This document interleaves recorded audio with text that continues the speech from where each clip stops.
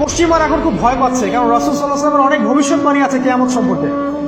ওরাও এখন খুব ভয় পাচ্ছে, ওভার কনসিয়াস যে এগুলো তো হতেই পারে। এটাকে ঠেকানোর যত পদ্ধতি তারা অবলম্বন করছে, কিন্তু লাভ হবে না। প্রতিটা ইস্যু ওদের বিপর্যয় ডেকে আনবে।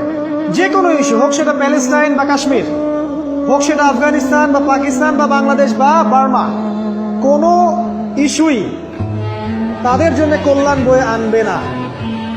যদি কল্যাণ বয়ে আনে, শুধু মুসলিমদের জন্যই আনবে, কারণ প্রতিটা অন্ধকারের পিছনে একটা সোনালী সকাল আছে। এটা ওরা জানে না, কিন্তু কোরআন এবং হাদিস এটা আছে।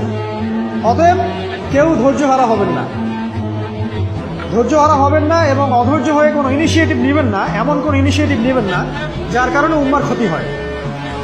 কারণ সামনে যে সময়টা আসছে, এটা আমাদের বিজয়ের সময়, ওদের বিজয়ের সময় নয়।